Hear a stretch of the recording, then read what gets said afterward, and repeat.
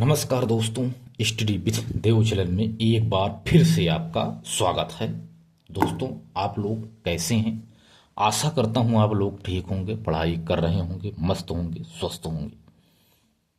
दोस्तों, ठंड का मौसम है, फिर भी पढ़ाई तो करनी ही पड़ेगी क्योंकि एग्ज़ाम नज़दीक है।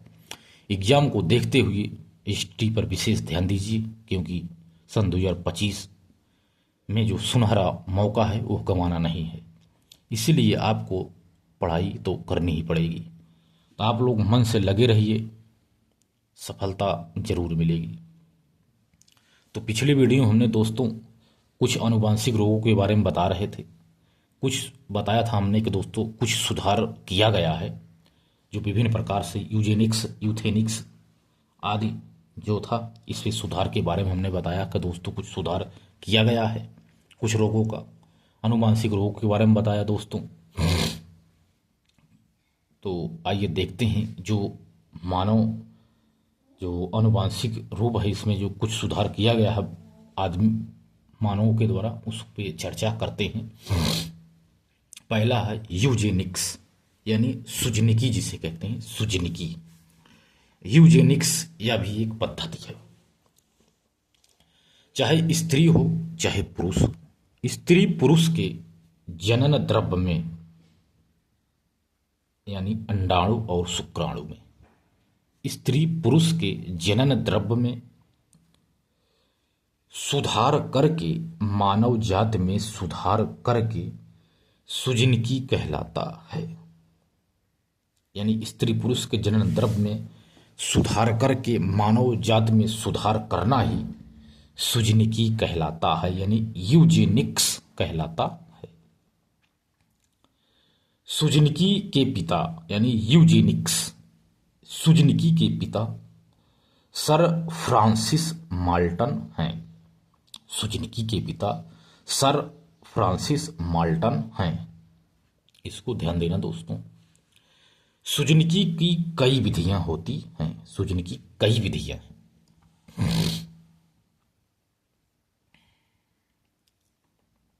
पहली है उत्तम गुणों वाले स्त्री पुरुषों की नियोजित विवाहों को बढ़ावा देकर, यानी उत्तम गुणों वाले स्त्री पुरुषों की नियोजित विवाहों में बढ़ावा देकर भी इसको कम किया जा सकता है, सुधार किया जा सकता है। खराब पुरुष स्त्री की गुणों वाले स्त्री, जैसे खराब पुरुष स्त्री की गुणों वाले की नसबंदी भी करके इसमें सुधार किया जा सकता है यूजेनिक्स में। दूसरा क्या है? अध्यापकों, कवियों और नेताओं और अभिनेताओं, इंजीनियर्स, डॉक्टर्स को एक से अधिक शादी के लिए प्रोत्साहित करके, चाहे अध्यापक हो, कवि हो, नेता हो, अभिनेता हो, इंजीनियर्स हो, डॉक्टर हो, इनको एक से अधिक शादी करके प्रोत्साहित करना भी सुजनिकी को कम किया जा सकता है। तीसरा है स्त्री पुरुषों के जनन द्रव्यों को जनन द्रव्य बैंकों में सुरक्षित करके भी सुधार किया जा सकता है। बाद में परख नली शिष्य के माध्यम से उत्तम गुणों वाली संतानों में पैदा की जा सकती है। यह भी एक सुधार है। जनन द्रव्य बैंकों में जनन द्रव्य को -196 डिग्री सेल्सियस तापमान पर द्रव नाइट्रोजन के घोल में इसे रखा जाता है। तो विभिन्न प्रकार से हम सुधार करके यूजेनिक्स में हम सुधार कर सकते हैं यूथेनिक्स के माध्यम से। यूजेनिक्स के बाद यानी सुजनिकी के बाद देखते हैं यूथेनिक्स। दूसरा क्या है? यूथेनिक्स। इसमें कहते हैं कोई उत्तम गुणों वाले बच्चों का, उत्तम गुण वाले बच्चों का चुनाव करके उन्हें उच्च कोटि का पोषण देना और वातावरण उपलब्ध कराकर मानव जाति में सुधार ही यूथेनिक्स कहलाता है। उत्तम गुणों वाले बच्चों का चुनाव करके उन्हें उच्च कोटि का पोषण देना, वातावरण अच्छा उपलब्ध कराना ही कहलाता है कि यह मानव जाति में सुधार है। इसे ही यूथेनिक्स कहा जाता है। ऐसे बच्चों का चुनाव करने के लिए बुद्धि लब्धता परीक्षण या आईक्यू टेस्ट किया जाता है।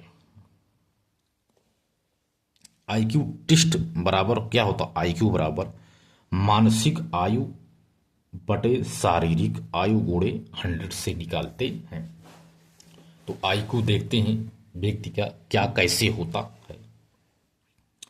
जिसका आईक्यू यानी बुद्धि लब्धता 140 से ऊपर होता है उसे कहते हैं कि यह जीनियस है। जिस बच्चे का आईक्यू 140 से ऊपर होता है उसे कहते हैं यह जीनियस है। जिस बच्चे का आईक्यू 130 से 139 तक होता है उसे कहते हैं ये तो सुपीरियर है, ये सुपीरियर होगा बच्चा, ये सुपीरियर है।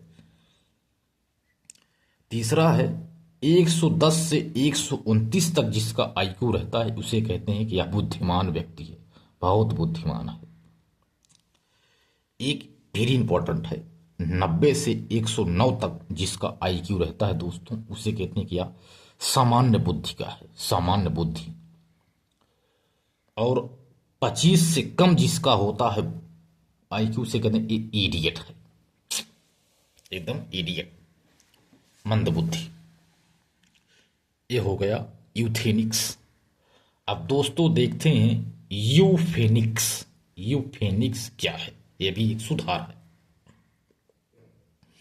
इसका मतलब यही है कि खराब गुणों के लिए जिम्मेदार जीनों को, खराब गुणों के लिए जिम्मेदार जीनों को निकाल कर मानव जाति में सुधार करना ही यूफेनिक्स कहलाता है। यह एक जीन, एक प्रोटीन, एक एंजाइम के सिद्धांत पर कार्य करता है।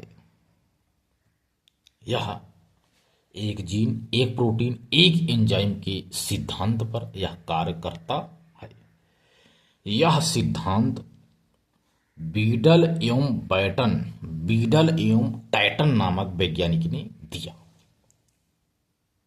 जैसे खराब गुणों के लिए जिम्मेदार जीनों को निकालकर मानव जाति में सुधार करना ही यूफेनिक्स कहलाता है। एक जीन, यह एक जीन, एक प्रोटीन, एक एंजाइम के सिद्धांत पर कार्य करता है।